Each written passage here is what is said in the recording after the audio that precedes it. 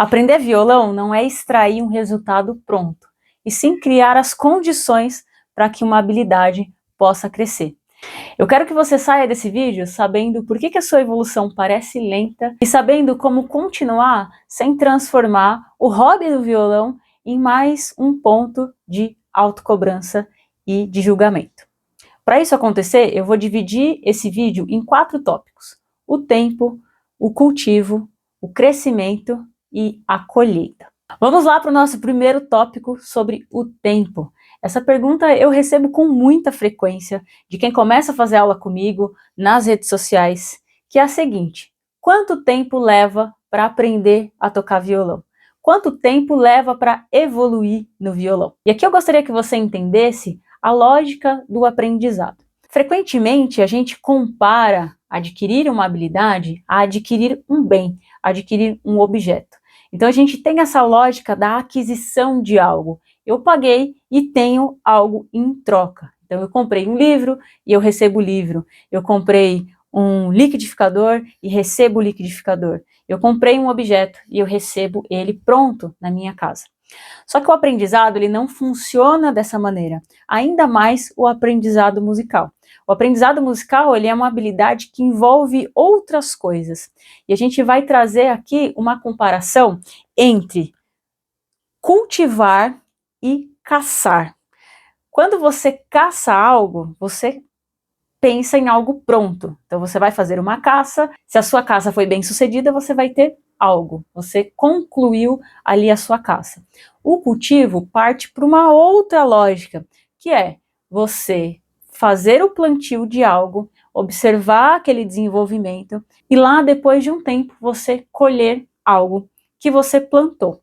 E eu estou lendo o livro do Mihaly que se chama Flow e ele tem um trechinho que ilustra bem essa ideia de caça e de plantio. Ele coloca aqui: o lavrador decide qual planta cultivar, onde e em que quantidade. Para obter sucesso, deve se preparar por um longo tempo e aguentar períodos fortuitos de espera desamparada até que o clima coopere. Então, a ideia aqui do livro do Mihaly é justamente trazer o flow como essa habilidade que você vai cultivar. E ele dá o exemplo também da caça e desse plantio, né, desse cultivo. Então aqui a ideia é que você troque a analogia de ter algo, propriedade, adquirir algo que seja seu e trazer essa ideia de plantio, de cultivo. Então, é você fazer a troca de quanto tempo leva para eu aprender a tocar por o que eu consigo cultivar hoje para que essa habilidade seja possível. E agora a gente entra no tópico 2, que é o cultivo dessa habilidade. E aí a pergunta que eu te faço é: você está cultivando ou você está caçando uma habilidade? Se você estiver pensando na lógica da caça, você provavelmente está pensando: como que eu faço para tocar essa música perfeita? Como que eu faço para tocar igual fulano? Eu quero aprender rápido, eu quero aprender logo, eu quero fazer coisas muito complexas sem me esforçar. E se você está no plantio, no cultivo da habilidade, você provavelmente está pensando: como que eu faço para melhorar essa troca? Aonde que eu estou travando? Que movimento que eu posso repetir para que ele saia mais fluido? Como que eu posso melhorar o som que eu estou fazendo?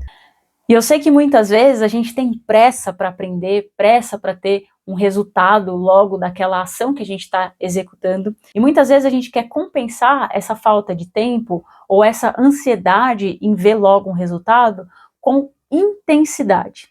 E aí você vai lá num pico de motivação e pratica por 2 horas. Você tá ali com o domingo livre e você fala: vou praticar o máximo que eu puder para evoluir no violão, para aprender violão logo. E aí você passa essas 2 horas praticando e depois passa 2 semanas sem pegar no violão. E essa ideia de compensar em longos períodos, que são feitos em tempos muito espaçados, prejudica a sua evolução, o seu cultivo ali daquela habilidade. Eu trago sempre nas minhas aulas e sempre para os meus alunos essa ideia de que você não precisa fazer por muito tempo no dia. aquela atividade. Você precisa repetir muitas vezes. Então a ideia aqui é que mesmo que você tenha apenas 5 minutos no seu dia, mesmo que você tenha um período muito curto para praticar, que você repita esse treino. Dentro da minha metodologia, eu sempre divido a música em pequenas vitórias. E essa ideia é justamente para que você consiga, ao longo daquele treino, ter algo que você consegue fazer e algo que te motive a voltar no dia seguinte. Essa ideia de voltar no dia seguinte é muito importante para que o hábito de praticar seja construído. Então a gente está cultivando uma habilidade. Lembra, a gente não está caçando uma habilidade. Terceiro tópico, crescimento. Tá, Gabi, você está falando que eu não devo focar no resultado, em tocar a música perfeita, em tocar como fulano, que eu não devo focar em quanto tempo eu vou levar para tocar violão logo no início. Só que se eu não vou medir o resultado, eu vou medir o quê? Como que eu vou saber que eu estou evoluindo? E o que eu quero trazer aqui é que você mude o que você observa como resultado. Não que você não tenha que ter metas na sua prática, mas a sua meta pode ser algo que você consegue acompanhar e observar no ciclo curto de treino que você tem. Então, por exemplo, dentro do meu método, eu sempre divido a música em várias etapas.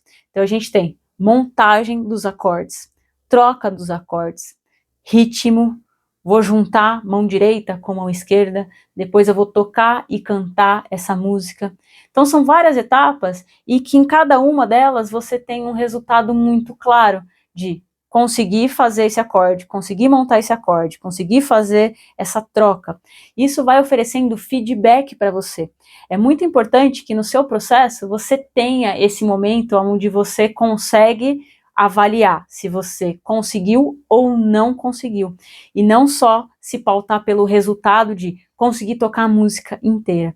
É muito comum que eu pegue alunos que vieram de outros cursos, vieram de outros professores, ou até aprenderam ali só na internet, sozinhos, sem nenhum auxílio, eles ficarem sempre com esse parâmetro de a música inteira. Se não for a música inteira, não serve. Se não for a música inteira, eu não consegui. E ter esses pequenos estágios te ajuda, te motiva a vir no dia seguinte.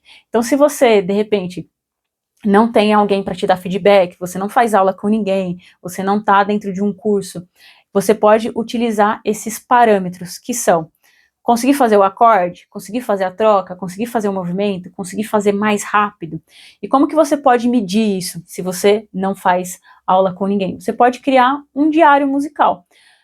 Nesse diário, você pode colocar coisas como o que você treinou. Então, eu treinei o acorde de dó e o acorde de sol, por exemplo. Quanto tempo você treinou? Treinei 5 minutos. Onde que travou? Ah, eu não consegui fazer a troca rápido, o meu dedo não está respondendo ao comando, o meu dedo não está muito aberto, o meu dedo não está conseguindo fazer o movimento. O que fluiu? Então, de repente, você não está conseguindo fazer a troca, mas você conseguiu montar o acorde, então isso fluiu. Coloca ali o que deu certo. E uma coisa muito importante que às vezes a gente deixa de fora, que é considerar como que a gente se sentiu.